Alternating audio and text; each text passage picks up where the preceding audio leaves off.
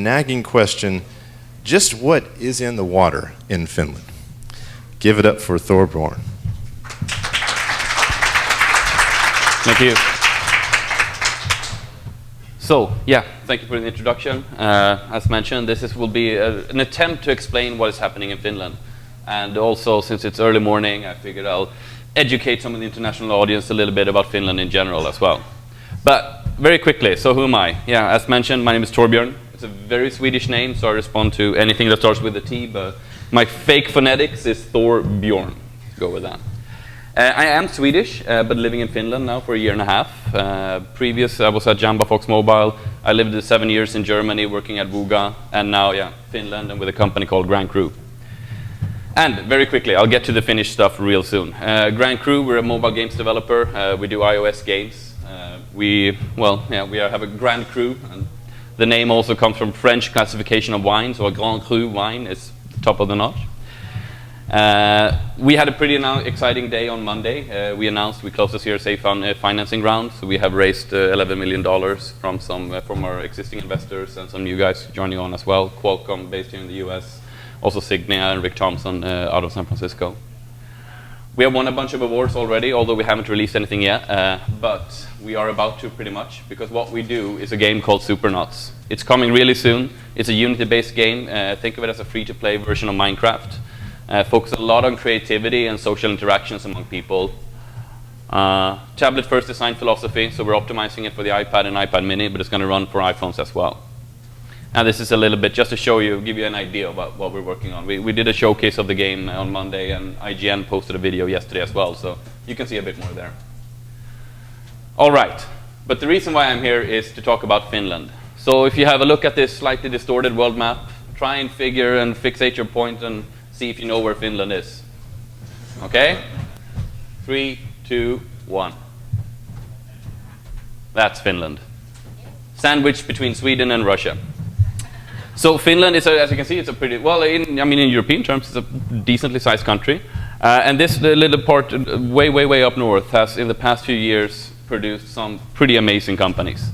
So we have, of course, Rovio with Angry Birds and their franchises. They're also now seeing really good success with their publishing program, Rovio Star, so they pushed out a few titles there, and we'll be doing a lot more with that as well.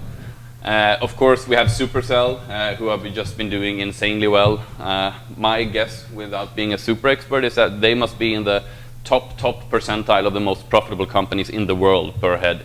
So they're making millions and millions in profit per day at about 100 people. But that's not all. Those are the two bright shining stars that most people in this room and in this industry know about. But there are literally close to 200 other game companies based in Finland. And now more and more of these are moving and migrating towards the free-to-play model and also towards mobile platforms. So there are companies like Gray Area and Digital Chocolate. Digital Chocolate's been around a while, but they've been sort of all over the place. But there's also a lot of smaller studios. You have the indie darlings of the year, Frogmite, the guys who do Badlands, this fantastically gorgeous game. Got a lot of featuring from Apple. It was one of the games that was made to be free during the App Store Anniversary Day. So these are just some of the titles that have been coming out of Finland in the past couple of years. Badlands, Hill Climb Racing, Bike Baron, Heyday, of course, all the Angry Birds franchises. Noble Nutlinks is a game from Boom Lagoon, a Rovio spin-off studio, or with a studio founded by ex-Rovio people. And there's more and more happening. So we announced our funding earlier this week. Sort of the industry in Finland is just growing virtually exponentially, and I'll get to some numbers later on. So to continue the geography and history lesson a little bit, I took some facts for an American audience about Finland and sort of tried to put Finland into an American context. So in terms of population, Finland is basically Wisconsin, 5.5 million people. So imagine if Rovio, Supercell, and 200 other game companies came out of Wisconsin. I think a lot of people in America would say, what the heck is happening in Wisconsin? And starting to looking at this. And it's pretty outstanding. In terms of size, it's roughly the size of New Mexico, so it would make a decent average state if it was in here. Helsinki, which is at it's very sort of the southernest part of Finland, and it's on the same longitude as Anchorage, so it's also way up there. If Finland were a state, it would be sort of bottom that anchorage and then just going all the way upwards. So a decent sized chunk of the company is north of the polar circle, where you have the sort of the white nights and the dark days during the winter and summer seasons. So, looking at the numbers coming out of Finland, and these for this year, it's of course an estimate. But we're seeing, I mean, as an example, right, Supercell, there have been so many reports of their revenues, if it's 2 million per day, or 3 million per day, or 4 million per day, but they are just doing insanely well and topping for a long, long time. I mean, for many, many days and weeks and months, they were #1 and #2 on the top grossing charts with their 2 games. And those are 2 games that don't necessarily have a huge overlapping traffic, sort of user base. They kind of vary a little bit in what kind of players they attract to, so they sort of really managed to build 2 really strong titles based on that. There's been a compounded average growth rate of about 25% for the past couple of years, but this is now growing much, much faster. There's about 1,800 people employed in the game industry in Finland. So before Zynga started doing layoffs, the Finnish game industry was, in terms of man heads, pretty much the same size as Zynga, and still producing such a vast amount of different and super successful titles. So this is what it has been looking at for the past couple of years. Now this year is just going to go absolutely bananas, right? I mean, Supercell are adding close to $1 billion to the ecosystem by themselves. Rovio are doing more and more here. And this is not including Rovio's revenues coming out of sodas and candies. I mean, if you've ever been to Finland, it is absolutely insane. Like, Finland is now a Angry Birds fueled economy. You can have toilet paper is the only thing I haven't seen that's Angry Birds branded yet, but I think it's just a matter of time. They have Angry Birds branded sodas in the US, in Finland, and they're actually outselling Coca-Cola. So I think Finland might be the only country in the world where Coca-Cola is not the leader anymore in terms of these soft drinks. It's Angry Birds sodas, candies, chocolates, coffees, bicycle helmets, what have you. It's really fun though, and if you're ever in there, go to Rovio's office. They have an awesome sort of exhibition of all their various crazy stuff from all over the world. So the 1.2 billion US dollars is an estimate. We're launching our game pretty soon, so we're hoping to add a chunk to that as well. And there's also a lot of other stuff happening. So it's not at all impossible that this ends up being 2 billion. And for the future, it's just looking stronger and stronger. There's going just to be crazy amounts of growth. So I'm now going to have a few suggestions, ideas, observations as to why I think this is happening. So keep in mind, I'm not Finnish, so I'm a little bit unbiased, or hopefully a bit unbiased. And actually, being Swedish, we have sort of a big brother, little brother relationship. So in a way, I feel like Michael Moore, like being an American talking about how great Canada is. So it feels a bit weird. Anyone recognize this person in the background here? Yes, sir. So there's a strong history in Finland that has bred or sort of laid the groundwork for what is happening right now and for creating this success. So there are a couple of elements. Like, first of all, we have Nokia. I think in the early 2000s, they had a 50% market share of the global mobile handset sales. Like, they were completely dominating. At some points, Nokia was close to 15% of Finland's entire gross national product. Insanely important for the economy and for the country. And then, well, for us in the game industry, thankfully, it hasn't been doing so well in the past couple of years. So there's now a lot of experienced people. There's a lot of international connections. There's also going back, I mean, there's people in Finland who have been doing mobile games for 20 years. You don't find that in many other places of the world because since Nokia became so big and powerful, one of these industries sort of developed in synergy to support Nokia, have games embedded on the handsets and do all those things. There is, together with Sweden, Denmark, possibly South Korea, we have by far the best computer and broadband and now also high-speed mobile penetrations in the entire world. Both Finland and Sweden in the early to mid-90s, they've made huge infrastructure investments, sort of supported by the government in terms of starting to dig cable, preparing for having a digital society in a way, which we're kind of what we're ending up with. So having, 100 megabytes up and downstream broadband access at home, it goes for $25 a month, and everyone has it. So it's very, very accessible. Like, the technological restraints are virtually non-existent. The computer penetration is also really, really good. More and more schools now are giving out iPads to students. Everyone and their grandmother, literally, have a computer at home to access the internet and do all those things. So sort of from the very beginning, like this is part of society, this is part of life. It's not that you have to come from an extremely privileged family. Everyone has really good access to it. And now there's a big focus on 4G and LTE networks and getting out that thing as well. Yeah, mobile penetration is Sweden, Finland, Norway, Denmark to a point as well. For many years has had a mobile penetration of 120%. So there's 1.2 mobile subscriptions for every person. So, yeah. Then, yeah, the reason for Alan Wake being there in the background. There's a pretty good history in Finland of making really successful games. Any non-Finns that can name, there's another really big brand that's been made. Yes, sir. Max Payne came out of Finland and became one of the biggest franchises for gaming. Turned into a not so awesome movie with Mark Wahlberg, but still. So, I mean, there has been stuff happening there, not only on mobile games, but also on computer games for many, many years. Okay, that's the history part. Institutional factors, because there are a couple of those as well.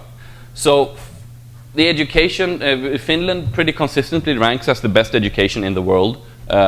It's a socialist country as well, so education is completely free for everyone up to university level. You might have to support yourself, but there are no costs or charges for this. There's also some really interesting stuff happening with Finland now, seeing Finland is kind of the gate to Russia for a large part of Europe, and Russia is now booming very much. St. Petersburg is a 3-hour train ride away from Finland, and the Finnish universities are building really close ties to the Russian ones. It's also very close to Stockholm and many other. Germany, Berlin is sort of within a just 2-hour flight as well. Everyone speaks English in Finland. Absolutely everyone, period. It's a non-issue. Swedish is actually an official language in Finland, but I haven't spoken Swedish once. I speak English to everyone, from the 7-Eleven clerk to the control safety checks at the metro, whatever. Everyone speaks English. All the banks, all the institutions, moving there is super painless. Most of them even provide sort of all documentation in English as well, even though it's not really mandatory or required. Everything is there. Internet banks, for instance. Like, I lived in Germany for 7 years. No one in Germany provides internet banking in English. It's German or get out of here. So it's a bit of a difference. So that makes it really interesting. And that also, I think, really helps because gaming is a global industry. Then, for the past couple of years, there has been some really good government support. We at Grand Cru have benefited from this as well. So there's a Finnish growth agency, a branch of the government called Tekes, and they are investing and giving bridge loans to new businesses. And they don't take equity. So you can, many companies have raised over 2 million euros from these guys, which allows you to start up your business. You can start build, you can get into an alpha stage without having to start dealing with VC, so you can actually get a proof of concept and then start building on that. And this has been tremendously successful as well. The Finnish government has realized that for Finland, free-to-play gaming is a sort of complete moneymaker. Like 98% of the revenues are being made outside of Finland, and 100% of the taxes are being paid there. So they're just sort of pumping money into the economy. So they have invested many, many millions in gaming companies, but I mean, Supercell alone has paid that back many times over in terms of taxes. So they're being very supportive and very aggressive in finding new game studios, supporting them, and also building networks around that. Then we have the organizational parts. It's Scandinavian in general. I wouldn't say it's necessarily typically Finnish, but we have extremely flat hierarchies. It's a sort of societal thing as well. Like, we have never really had nobility or kings or presidents. Like, we don't really care that much. Everyone, Finnish saying, everyone looks the same when you're in a sauna, right? So it doesn't matter what your title is. If you're naked and sweating, well, then you're naked and sweating. So it's very, very flat. It's very sort of, you rarely, if ever, find an office where the CEO has his own room. Everyone is just sitting around. Most Finnish companies have a policy that you take off your shoes, not only because you don't want to drag slush in during the winter, but more like you get more relaxed, easier to walk around, and it's harder to lie and bullshit when you don't have shoes on, I found. And it's impossible to lie and bullshit when you're in a sauna, so it's kind of good. Overall, there's a very low ego and individual focus, and that's one of the most striking things compared to America. And there's good sides and bad things with it, but sort of the individual is almost never in focus. It's about team effort, it's about company effort, it's the kind of things we can do together. So people tend to sort of even underplay their own achievements, like, nah, I didn't do so well, it was a team, everyone pulled in. So that sort of hunger to stand out and grab attention, which to many Europeans at least, is kind of an American trait and gives for something like, I mean, of course, that produces more top-notch individuals. But in Finland and in Scandinavia in general, it's a bit more flat and more focused on the organization. In the gaming industry in particular, and this ties in a little bit to the former part, since ultimately making games is an art form. It's not a skill, it's not a business, it's an art form. But then you can apply skills and business on top, which is what makes gaming so fun to me. It's a perfect blend of all three. But at its very core, it is an art form. And that's why I think sort of we're seeing these benefits of having the low ego, the collaborative focus, which fits in really well in that sort of art form. And another thing that we are employing, Supercell, most of the successful Finnish companies are doing is you have a very small team. So you don't have a team of 150 people crunching on a game for 6 months. You have a team of 15 people. I heard that Clash of Clans was originally done by a 9 people person team, which is pretty insane. But what we tend to do and the view we tend to take is it's better to have a smaller team and allow them to work on the project for a while longer, because then you have a different sense of ownership. You get a different level of quality in there as well. Instead of having 10 graphic artists, you just have 2, but they work on it for a year instead of doing it over 6 months or something like that. So the productivity kind of remains the same over time. Right, now we're getting into the fun part, because now I can talk crap about Finnish. And this is completely unsubstantiated and biased by myself, as is everything with this speech, which actually makes it very easy and fun. So there are some cultural things happening in Finland as well. That's kind of unique. Again, I've spoke about it at length. But it's overall like it's very collaborative. It's very non-competitive. Look at the Finnish ice hockey team. Like Finland is it's a country of 5.5 million people, and they won the World Championships in hockey and the Olympics several times. Not as many as Sweden. Just pointing that out. But still, like in competing with Canada, competing with US, competing with Russia, it's so team-oriented, helping each other out, making sure that the best effort comes out of there. And it goes through most of the things that is happening in Finland. Specifically to the gaming community, and extra specifically in Helsinki, but also in some of the smaller towns, it is extremely helpful and a very strong and close-knit community. So people are very, very collaborative, helping each other out, sort of celebrating each other's success. We've had the experience of the past couple of months. It's very common that some company has a potential American investor visiting, and they say, hey, oh, by the way, you should go talk to these guys. Hey, this company is doing some really cool stuff. So we're sort of really helping each other out. Like, we don't view it as a zero-sum game. If one company raises money, that makes it easier for other companies to raise money. If some company starts bringing in people from other country, well, that just helps the entire community. And then there's also a lot of really experienced game developers who have 10, 15, 20 years experience who are working as freelancers. So they're also going from studio to studio, jumping around, and by doing so, sort of seeding their knowledge, and there's now a new generation of people coming up from there. And then, yes, we have the weather. That was always our standard response before I started doing this presentation, that, well, the reason Finns are so good at developing games is, well, 8 months out of the year you don't want to be outdoors, so then you pretty quickly find something you can do indoors. But there are some other things there as well. Like I mentioned, there's been a long history of things going on. So every single person in Finland knows someone who's in the gaming industry. Either they have a relative, a cousin, or a friend. It's an extremely legitimate choice. If you're a really smart kid at school and you say to your parents, I'm going to be a game designer, the parents aren't freaking out. They're like, yeah, well, awesome. Uncle Pekka, he's at Rovio. It's a legitimate choice. People are, it's seen as a very smart career choice. And there's also good education. So there's game designer-specific programs and programs focused on game development. That's it. That's what I'd say about Finland. But I'd gladly take any questions, and I can make jokes about Finns as well, if you want that.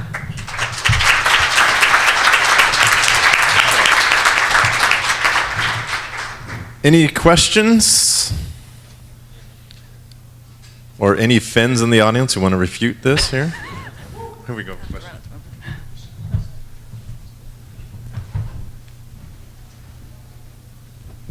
Hi, thank you for your presentation. I had a question about the government Tekis grants, and you say that they are receiving a lot of income from the industry.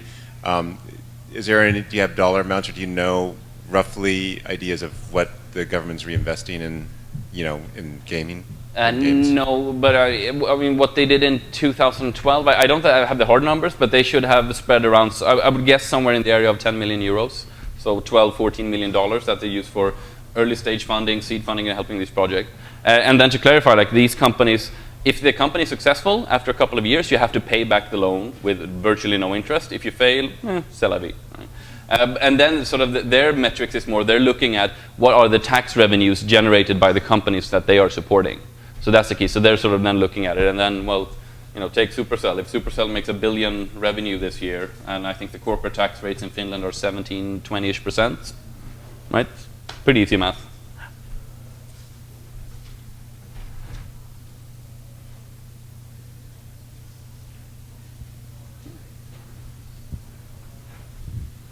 Why do so many people speak English?